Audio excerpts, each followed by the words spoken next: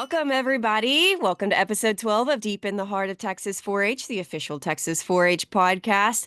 I'm Callie, and I have several guests here today. We are going to be discussing the Family and Community Health Project area, some of the things you might not know, some of the things that you know about, and you're going to learn more about, and then just some fun things and really awesome things that are going on in that project area. So, all of my friends here with me today, how are you guys? Good. Good. We're Great. good. Good. Okay, so like I said, we've got a few folks with us. So if y'all will go around and introduce yourselves. So I'm Julie Gardner, and I am the Extension Specialist for Healthy Lifestyles. So I oversee and provide leadership for the Family and Community Health Program and projects across the state of Texas. My name is Charlie Rodriguez, and I'm a 9-year 4-H'er in Rusk County here in East Texas. I'm in 11th grade, and my main project is food nutrition.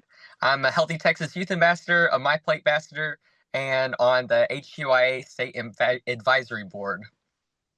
My name is Caroline Galban. I am from Tom Green County, and I live in San Angelo, Texas. This is my 5th year in 4-H, so I have a different story than most. My main project is fashion interior design, but I also do consumer decision making, food and nutrition, and I also am in leadership roles. So very exciting. My name's Carson Dodd. I'm a 9-year 4-H'er as well. I'm in Brazos County, and I'm a Healthy Texas Youth Ambassador, and I'm currently on state council right now. Awesome. Well, so glad to have you guys. So outside my window, it's sunny, but that wind is quite cold. How about everybody else? Yes, it's very cold here. It's not as cold as it was this morning. I went to a health fair this morning at 7, and when we got out of the car, it felt like 21 degrees outside. So it was kind of chilly. So last week it felt like it was in the 80s. Very different. Yeah, so Callie, they say it's stock show season with this weather, but it's also softball season. So I'm actually sitting outside softball field, going to go in after we finish this up. It's 41 degrees and windy. So yeah, it's February in Texas. Oh, Julie, that does not sound fun. I'm not gonna lie. Hey, I have my sleeping bag. I'll bundle up. It'll be perfect. There you go. It's 34 degrees here right now, and being in a stock show barn this morning was not fun. Yep. Carson, I think our weather's the same. Yeah, I think it is too. We're only about Yeah. 10 miles apart right now, so. Yep. All right. Well, we'll just go ahead and jump right in. So, first, family and community health. We have several different projects within that project area. So Julie, can you tell us some of the more popular projects there and then some of the not as popular projects within the area? Sure. So, Family Community Health, FCH is what we'll refer to it. Really, the most popular project is food nutrition. And so that's where we have thousands of kids enrolled and participate in that project because I think because it's hands-on, it's exciting. We all love to eat and we have to eat. Something Carson did, he failed to mention that he's also on the national winning food challenge team. So he's very involved in that project area. But beyond food nutrition, of course, fashion and interior design. If you like to sew, if you like to buy clothes, I'm in the latter. I'm not a seamstress at all, but that is also one of our popular project areas as well. And then we also have consumer education, and then we added personal financial literacy there. And then, of course, health and personal safety. That's another one that has really grown in popularity, I think, the last few years as we've developed the Healthy Texas Youth Ambassador Program. And we've really transitioned from used to we kind of looked at FCH as just food nutrition, but in reality, it's our overall health. And so that project area has really grown, and we really pay attention to and focus on, things like substance abuse prevention, distracted driving, vaping prevention, all of those things, all those health issues that our youth are facing today. So that has really become kind of risen to the top, if you would, in the last few years. Yeah, there's some really, when you start looking into the things you can do within the projects, there's some really unique things and opportunities.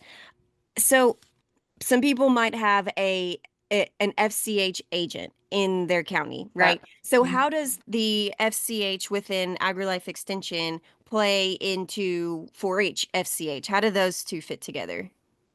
Yeah, so as we, many would know that 4-H is it's kind of the big five area, and you mentioned STEM, ag and natural resources, leadership, uh, ag and livestock, and then of course FCH is there. And so really with the FCH uh, agent there at the county level, it fits right in where they're the ones that, especially in two agent or smaller counties, they may be providing that leadership for those food nutrition project areas or the health and personal safety, or they may be working alongside the 4-H agent there in the county to deliver that.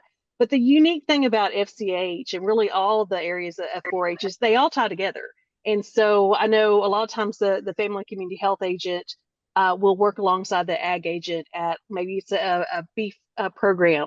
They're talking about the production side, and then FCH and those 4-Hers involved in the FCH project area, they may be talking about the nutrition and the health benefits and preparation. So really, there's lots of ways it all kind of ties together. But most of the time, the FCH agent provides the key leadership unless there's a 4-H agent which assists with that as well. Okay, fantastic. Yeah, that's a recurring theme throughout 4-H. If we haven't noticed that everything ties in together and in agri-life extension and beyond. So, okay, you guys talked about, and also, side note, I just realized this is like the C brigade today, minus Julie, because all of our names start with C. So one of you C's or all of you C's, tell me, you all mentioned being involved in various projects and contests and opportunities. How have y'all seen some of your FCH projects overlap with some other things that you've done? So this morning I had consumer decision making, and I found out that business professional is now a like category in consumer decision making, and I've competed in that in fashion shows. So two and two kind of overlapped. So pretty cool. Yeah, So very one cool. for me, I attended the Healthy Texas Youth Ambassador Lab Experience, Leadership, Advocacy, and Beyond back in 2023, and I really that helped open my eyes to part of another one of the big five, which within ag and livestock is meat science, and we got to go to the Rosenthal Meat Center and meet Dr. Davy Griffin and learn about the food safety side of meat, but we got to make steaks, and that was so amazing. And so that really got me interested in learning more about the meat science side. So that was just a really cool connection with, the eating part, but then also finding out about what happens to that meat before you eat it was really cool to me. Okay, so Charlie's gonna grill us some steaks after this. That sounds great. Carson, what about you? I would just not more project overlap, but just in general in your everyday life, like in the food challenge competition, communication's key, and just communicating with people with whatever you might doing, whether you're playing sports, whether with your teachers, just being upfront in communication always helps. And Carson, you mentioned that you're currently on State 4-H Council, right? Have Yes, you ma'am. seen any of the things that you've learned in your FCH projects throughout the year, throughout the years, come into play as part of Texas 4-H Council? Maybe it's those communication skills or anything. 100%. Yeah. So on state council, we're all broken up to committees and we're in charge of various things, whether that's planning for Roundup or other events throughout the year. And if you're not communicating with your committee members or the state council advisors, nothing will go as to planned or how you had envisioned. So if you're communicating with all those around you that you're working with is key whenever you're planning a big event like Roundup. Now, obviously, we're not planning it all by ourselves. We have the help of our advisors, but communicating with our committee members and everyone on the committee about the small things that we want to happen is very crucial. Yeah, Yeah, absolutely. and I'm gonna jump in there, Kelly, and say also Carson mentioned communication, but I think critical thinking skills. I mean, when you think about project areas and especially some of the contests that go along, like Food Challenge or Duds to Dazzle on the fashion interior design side, or you really I'll take Food Challenge for example. You've got 40 minutes, you're given this key ingredient, and then you got to figure out what to do with it, right? So there's a lot of critical thinking skills that have to be developed and have to be deployed there to determine that, along with communication with those team members. And it's not only critical thinking for yourself, but as a team. And so I think that is one of the things that I see really evolve with FCH projects. Yeah, I'm just gonna go ahead and say it. I never participated in it as a 4-H member, but I think Food Challenge is the coolest contest we have in 4-H. We, we were at San Antonio last week, and someone was asking me like, "What are they doing?" And so I got to tell them, I was like, "It's like Chopped, and it's this, and it's this, and it's so Yeah. cool, and they learn so much, and blah blah blah blah blah." And yeah, it's really neat. So if you're listening and you're like, "What are they talking about?" I encourage you to go look that up because it is very intriguing. Yeah, and Uh, Carson could tell you I picked some great ingredients, right, Carson? Yeah, I didn't know what scrapple was until last week. So yeah, I heard about the Scrapple incident. You're welcome. It worked out for you. yes, Uh, ma'am, it did. all right, so if some of y'all tell me kind of what I think you all mentioned one or two projects you do in 4-H, maybe specifically in FCH, but um, what have those projects taught you specifically? I know Carson mentioned his communication skills and things like that. Um, and how has that prepared you for your future? Or maybe when you first jumped into it, how did it prepare you for your latter years in 4-H, seeing that you're all senior members now? So when I started Food Challenge, I'll just stay on that topic. When I first started Food Challenge, that was the very first thing I got started in.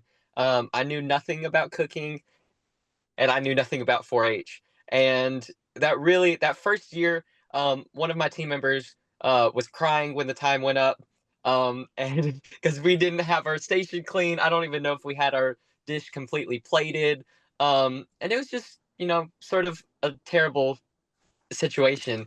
But coming from that, then we've competed at state a couple of times. We've competed I think we got third at State Fair 2 years ago, and we got third at the Heart of Texas this last fall. And so it's just really been awesome working with some of the same team members, seeing how far we've come. Just specifically in our cooking skills, like not even talking about all the things it's taught us. I'm just talking being able to work a skillet or cut up something without cutting our hand off, different things like that that are such valuable skills that a lot of other kids wouldn't have those opportunities. But then going further into the education side of things, definitely the ability to, or the skill set of being able to prepare and knowing how to prepare. I think that's something that all 4-H contests have taught me. So that's definitely the biggest thing for me would be preparation, and then of course those cooking skills and Food Challenge. Fantastic. What about you, Caroline? Kind of on the like fashion side of Yes. this. So for me, I only have done, well, I've done Dead to Dazzle, but I'm not really a sewer. I just don't really enjoy doing that. So I do fashion show, but I only do the buying side. And it's really taught me how to make smart choices when buying different items. It's taught me how to care for a certain item. Last year, I wore a debutante gown because I was a symphony belle. And it taught me how to care, how to make sure I'm going to the right dry cleaners, how to make sure I'm storing it correctly when I'm done using it. So for me, it's really taught me more of the care aspect of caring, taking care of an item and making sure I'm using the right buying skills. Yeah, I'm not much of a sewer either, and I'm totally gonna say what you said, and that I just don't enjoy it, and not the Yes. truth that I Mhm. don't have a clue how to do it. So, we'll just go with that. Yep. Yeah, I always tell our fashion and interior design ambassadors when I see them that I need Hmm. them to teach me how to sew, and no one thinks I'm serious, and I am serious. So if any ambassadors are listening and want to teach me, I'm Hmm. being very serious about this. Okay, so we asked on social media if anyone had any questions about the Family and Community Health Project area, Hmm. as well as our Healthy Texas Youth Ambassador Program and our Fashion and Interior Design Ambassador Program. Yes.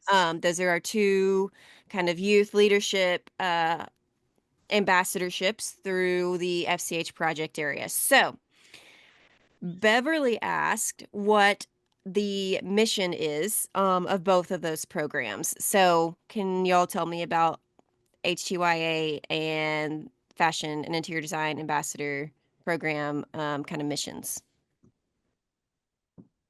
Yeah, I'm gonna let Charlie and Carson jump on that and make sure they see what they say, and then I'll fill in the blanks. I'm sure they'll do a phenomenal job though. So that's what do you think our mission is with Healthy Texas Youth Ambassadors?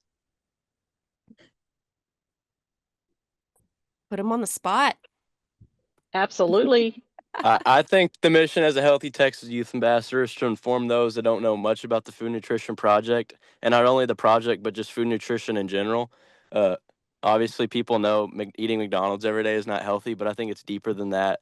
Knowing how much you need of what food group and then the nutritional values behind those is really important. Yeah, I would say for me, what I've seen as the mission, the program as a whole is definitely meant to equip us as the 4-Hers, equipping us to go out into our communities and educate others. Um, for me specifically, I mainly educate like elementary aged kids. Teenagers scare me. They don't ever want to listen to what I have to say. But with little kids, then they're much more likely to listen to what I say than to what their teachers tell them, or even what my extension agent tells them. So, for example, today I've been at a health fair for fourth and fifth graders since from 7 to 3, and there were 461 kids, and they didn't all pay attention the entire time. And some of them were pretty crazy, but for the most part, they were interested in what I had to say, not because they found the topic interesting, but because I'm a teenager and they wanted to hear what I was trying to tell them. And so that was just a good way for me to get to educate them about healthy eating and physical activity. So I would say it's equipping youth to teach their peers. Hey, I think that Did sounds we get it great. right, Dr. Gardner? What was that? I said, did we get it right? Yeah, absolutely. So, peer education, that is so spot on, Charlie, because I could spout off, what research says about it and all that, but we see it in action with our ambassadors, all of our ambassador groups across 4-H, and that's so true that those younger kids, especially, they look up to our teens that are in our ambassador program, and so that's what they want to learn from. I'd say too, that, especially the Healthy Texas Youth Ambassador program is really designed to not only teach the food nutrition but that health and personal safety we talked about earlier, and really helping at the local level to identify what are our needs, what are the issues facing our teens, and really allowing our teens to become a voice in their county programs and designing those programs to address those issues. And then on top of that, I think for all the ambassador programs, just really being an outreach, the expansion of what's already happening with AgriLife. I know I've had agents tell me that the ambassador programs are so important to them because you know, they can take our Healthy Texas Youth Ambassadors and train them. And just like Charlie was talking about, he was at health fair. He can be at that health fair and helping, and the agent can be maybe have another conversation on another topic, or they can send them out, or they can help assist with things. And so it really just expands the overall effort of AgriLife in general, not only in the FCH, but I think in all areas. So yeah, good job, guys. Nailed it. Awesome. Okay, Caroline, turn it to you. So, for Fashion to Design ambassadors, our mission is to educate not only our youth, but our communities about fashion to design. We educate them about waste management, we educate them about buying skills, how to sew properly. And for me, my county, we don't have a lot of fashion to design kids, but I've been able to grow our program just talking about problems in our fashion world today. So we really try to educate others about fashion show Judge to Dazzle, but also try to get them involved with making sure they're not wasting our land with a bunch of clothes they're not using anymore. But yeah, that's our mission. Fantastic. Yeah. Um, Following suit with the just super unique opportunities in Mm-hmm. FCH. There are some very unique opportunities in these programs as well. So, okay, you three, what's your favorite part about the ambassador program you're in? That was another social media question. I would say my favorite part about the ambassador program is the super summit that HTYA has every year. And I think my favorite part about that is just being able to meet everyone and socialize. I'm a very social person. I like to talk, I like to meet new people. And at that summit, I was able to meet many new people and make new friends. You're a social butterfly, Carson? Oh, we didn't know. I would say one of my favorite things that's come from being a Healthy Texas Youth Ambassador is the opportunities I've had from that. Um, just various opportunities within my community, being able being able to do events and being at events and being able to say, hey, this is who I am, this is what I'm doing. But then also learning about new opportunities within 4-H. So actually at the Healthy Texas Youth Ambassador Lab experience, I learned from another ambassador about the Norman Borlaug program. And so through that, then I was able to apply and get involved with that. So thank you, Jasmine, for telling me about that. So just the opportunities have been amazing. I love that. Even more overlap in other opportunities. That's great. For me, I got to go to New York last summer with the Fashion Interior Design Ambassadors. So that was a really cool opportunity that I got to have, just being an ambassador, completing my hours, getting to go to New York, and learning more about the fashion program. That sounds so fun. I was jealous that I wasn't on that trip with you guys. And that really transitions us into the next question, which was about the opportunities that you can have through the ambassador program. So trips like New York or Yes. other things. What are some of the opportunities that you can get involved in through these ambassador programs? So for me, just being an ambassador, I'm the head of the Texas 4-H Fashion Interior Design social media page, which is really cool. I probably wouldn't get to have this experience any other organization, but because I'm an ambassador, I get to have this experience. So it's really And fun. you're doing a great job with that. Keep it up. Thank you.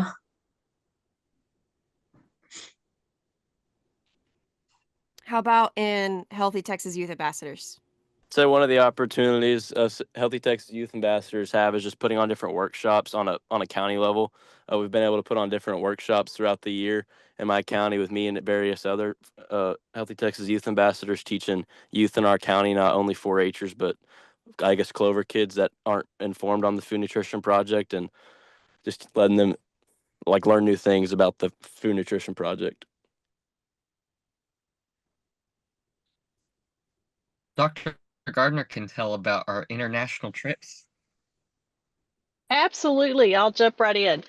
Yeah. So, as Caroline said, the Fashion Interior Design Ambassadors have the chance to go to, domestic trips to New York, and we're actually looking at some opportunities to do some domestic travel as well. But we've actually had 2 international trips that we've taken the last few years, and the first one was to Ecuador, and so that was really an eye-opening experience because I challenged those that were on the trip not only to just go and have vacation, if you would. There's always a learning opportunity. And so we had the opportunity to really look at from the outside in the differences with health and pasture safety differences, food safety differences, nutrition, all of those things, and really compare that back to the U.S. And we had the opportunity to try new cuisines like koi, which is guinea pig, which is pretty tasty, by the way. If and llama, it's not bad. So we had those opportunities, and then we also last summer we went to Italy. And so again, when we plan those trips, we don't, we of course we get some tourism in there. We get the high profile things that you want to go see in those countries, but really I really like to design those trips to get kind of behind the scenes where you're going to like the farm to the table and having those experiences at the local level with the local people, really learning about their culture and again the differences in nutrition and health and safety and all of those things that we some things we take for granted. And so I think that's a prime opportunity to expose our young people to the differences out there in the world, and just to get them out of their comfort zone. And that's always been kind of a goal of mine with any of my 4-Hers that I work with is step out of your comfort zone because you never know where it can take you. And so that's one thing we try to do with our international trips, but then really everything I do. So yeah. Yeah, I was also jealous of those trips. So, just leave me here in the States. You guys go do fun things. No, that's really awesome.